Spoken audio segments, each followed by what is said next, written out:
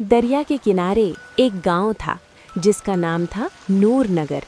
वहाँ एक बूढ़ा माली रहता था, रशीद। उसकी उम्र 70 साल हो चुकी थी, मगर वो हर सुबह अपना जाल लेकर दरिया के पार जाता था।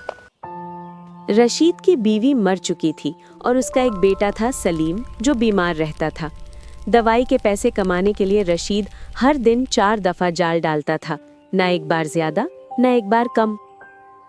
एक दिन सुबह सादिक को जब सूरज की पहली किरण चमकी, रशीद ने अपने जाल को उठा लिया और अल्लाह का नाम लेकर दरिया की तरफ चल दिया।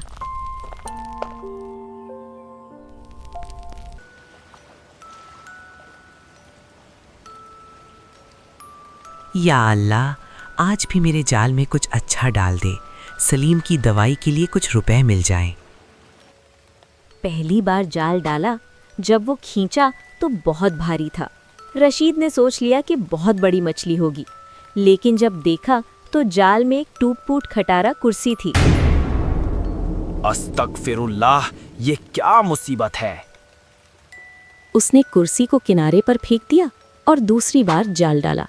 इस बार जाल में एक पुरानी फटी हुई चटाई थी। अल्लाह मेहरबान, अब तो कुछ रिस्क दे दे। तीसरी बार जाल डाला, लेकिन इस बार भी सिर्फ कचरा निकला, टूटी हुई मटकाएं और पत्थर। रशीद का दिल टूट गया। अब सिर्फ एक बार और जाल डालने का वक्त था। उसने आखिरी बार अल्लाह का नाम लेकर जाल को पानी में फेंका। जब खींचा तो जाल इतना भारी था कि उसे लगा कोई बहुत बड़ा पत्थर आ गया है। उसको खींचते खींचते वो पानी में कूद गया और जाल को खींच के किनारे लाया। जाल में एक पुराना संदूक था, लोहे का, जिस पर अजीब से नक्श बने हुए थे और एक बड़ी सी ताला लगी हुई थी। सुभान अल्लाह, शायद इसमें कोई खजीना हो। ये बेचकर सलीम की दवाई खरीद लूंगा।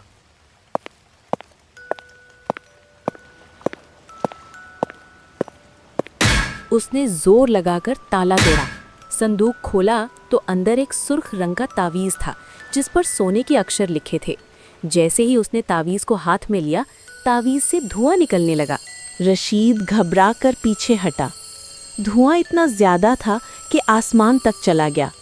फिर अचानक वो धुआं एक शक्ल लेने लगा। एक डरावना जिन प्रकट हुआ, 20 फुट लंबा, काली आंखें, सुर्ख दांत और आवाज थंडर की तरह।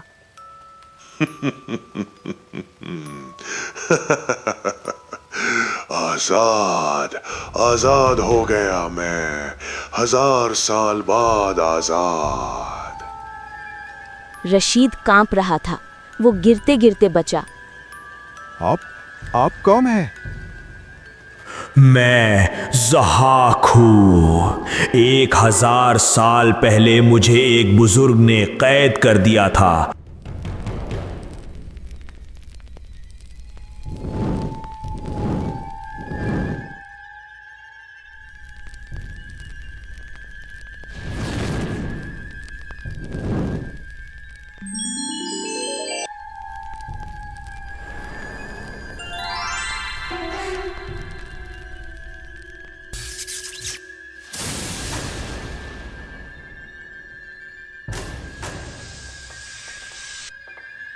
क्योंकि मैंने लोगों पर जुल्म किया था। पहले 100 साल में मैंने कसम खाई कि जो मुझे आजाद करेगा उसे मैं बादशाह बना दूंगा। तो मुझे भी बादशाह बना दे।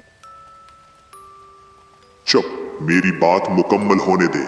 दूसरे 100 साल में मैंने कसम खाई कि मुझे आजाद करने वाले को जमीन के नीचे के सारे खजीने दे दूंगा।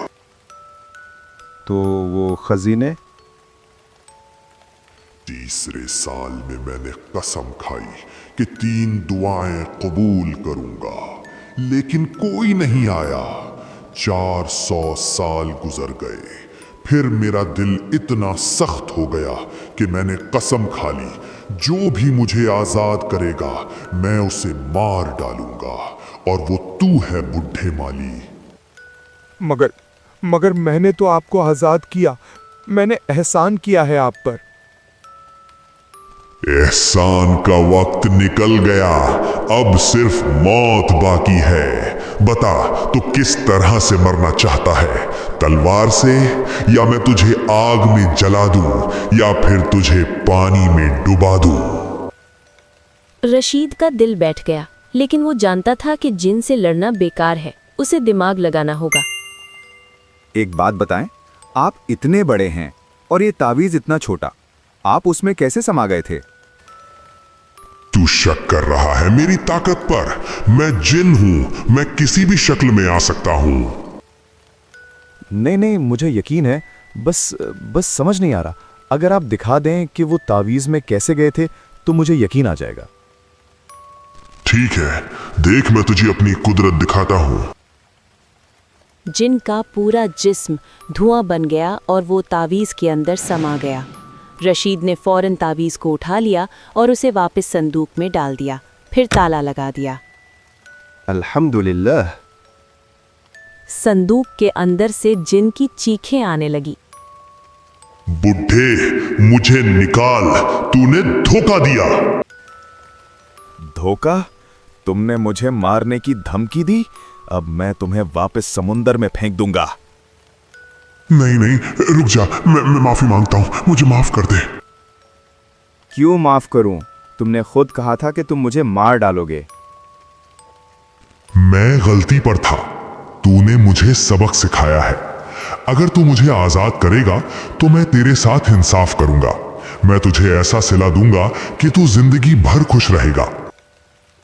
रशीद सोचने लगा। वो जानता था कि जिन खतरनाक है, लेकिन सलीम की दवाई के लिए उसे पैसों की जरूरत थी। पहले कसम खाओ कि तुम मुझे नहीं मारोगे। मैं कसम खाता हूं जमीन और आसमान की, दरिया और पहाड़ों की, कि मैं तुझे कोई नुकसान नहीं पहुंचाऊंगा। रशीद ने सोच समझकर संदूक खोला। जिन बाहर आया, लेकिन इस बार वो छोटा था, सिर्फ 4 फुट का, और उसकी शक्ल भी कम डरावनी थी। शुक्रिया ए होशियार इंसान, तूने मुझे अक्ल सिखाई। अब बता तू क्या चाहता है?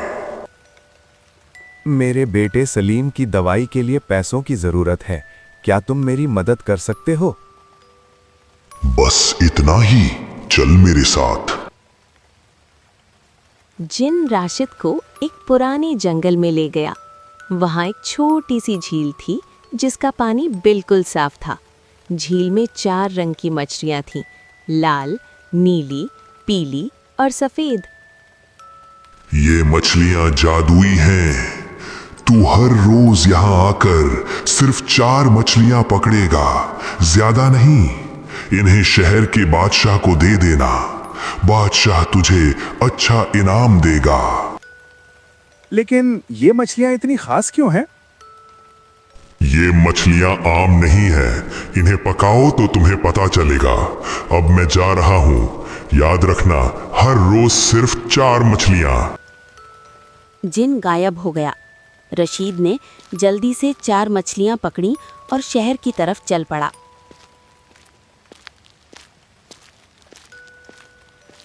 जब रशीद बादशाह के महल में पहुंचा, पहरेदार हंसने लगे। क्या है बुढ़े, क्या चाहिए? मैं बादशाह से मिलना चाहता हूं। मेरे पास खास मछलियां हैं।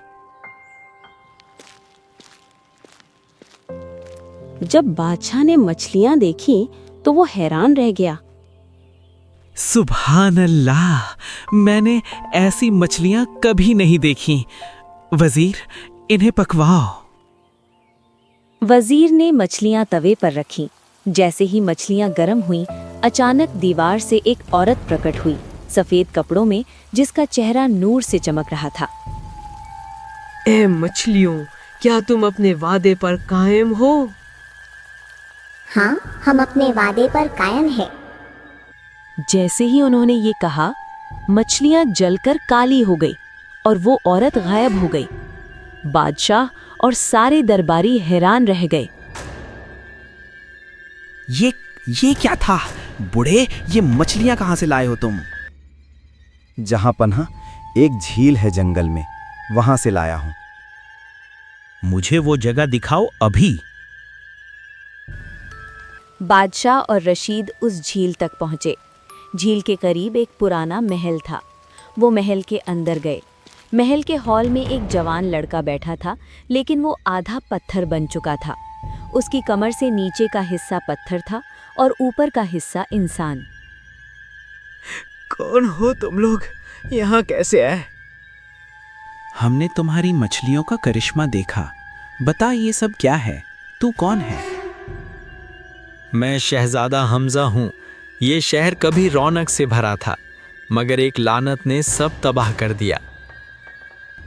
मेरी शादी हुई थी अपनी चचाजाद बहन ज़ारा से। वो बहुत खूबसूरत थी और मैं उसे बेइंतहा चाहता था, लेकिन वो मुझसे मोहब्बत नहीं करती थी। उसका दिल किसी और पर आशिक था। किस पर? एक गुलाम पर। जब मुझे पता चला तो मैंने उस गुलाम को सज़ा दी। मैंने उसे ज़ख्मी कर दिया और कैदी में डाल दिया। मगर ज़ारा जादूगरनी निकली। उसने मुझसे बदला लेने के लिए अपनी जादू का इस्तेमाल किया। उसने मुझे आधा पत्थर बना दिया और मेरे पूरे शहर के लोगों को मछलियों में तब्दील कर दिया। लाल मछली मुसलमान थे, नीली मछली ईसाई, पीली यहूदी और सफ़ेद मजूस। सब उस झील में कैद हो गए। और वो जादूगरनी? हर रात वो आती है। पहले उस गुलाम को देखती है जो मकबरे में है, फिर मुझे मारती है। मैं हिल नहीं सकता, सिर्फ रोता हूँ। बादशाह को गुस्सा आ गया। मुझे बताओ वो गुलाम कहाँ है? शहजादा ने बादशाह को मकबरा दिखाया। वहां एक गुलाम लेटा था, जख्मी और बीमार।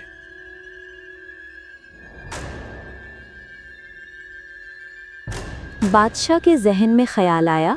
उसने गुलाम को छुपा दिया और खुद उसकी जगह लेट गया। उसने अपने आप को पट्टी से ढक लिया।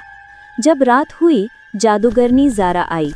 पहले वो शहजादे के पास गई और उसे बुरी तरह मारा। कैसा है तू जालिम? तूने मेरे प्यार को मार डाला। फिर वो मकबरे में आई जहां बादशाह लेटा था। ए मेरी मोहब्बत, उठ जाओ, मुझसे बात करो। बादशाह ने अपनी आवाज बदलते हुए कहा, मैं कैसे ठीक हो सकता हूँ जब हर रात शहजादे की चीखें सुनाई देती हैं। जब तक वो और उस शहर के लोग कैद हैं, मैं ठीक नहीं हो सकता। क्या तू चाहता है कि मैं उन्हें आजाद करूं? अगर तू मुझसे मोहब्बत करती है तो उन्हें आज़ाद कर दे, फिर मैं ठीक हो जाऊंगा और हम दोनों साथ रहेंगे। ठीक है, तेरे लिए कुछ भी करूंगी मैं, क्योंकि तेरी खुशी मुझको सबसे अजीज है। बस तू ठीक हो जा। वो झील के पास गई और जादू का कलाम पढ़ा। मछलियां इंसानों में तब्दील हो गई। शहर वापस जिंदा हो गया और शहजादा का पत्थर वाला हिस्सा भी नॉर्मल हो गया। खुशी से वो वापस मकबरे में आई। देखो, मैंने सब ठीक कर दिया, अब तुम उठ जाओ। जैसे ही वो करीब आई, बादशाह ने तलवार निकाली और उसे खत्म कर दिया।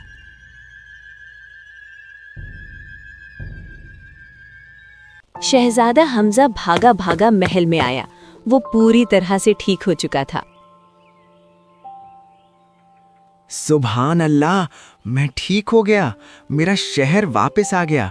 आप कौन हैं, ए मेहरबान? मैं बादशाह अलाउद्दीन हूँ।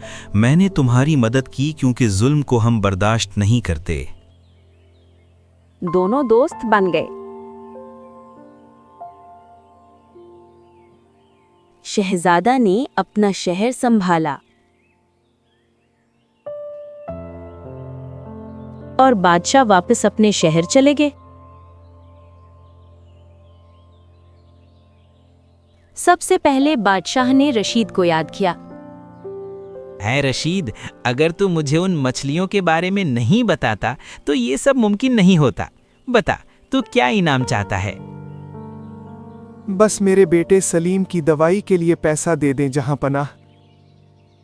सिर्फ इतना?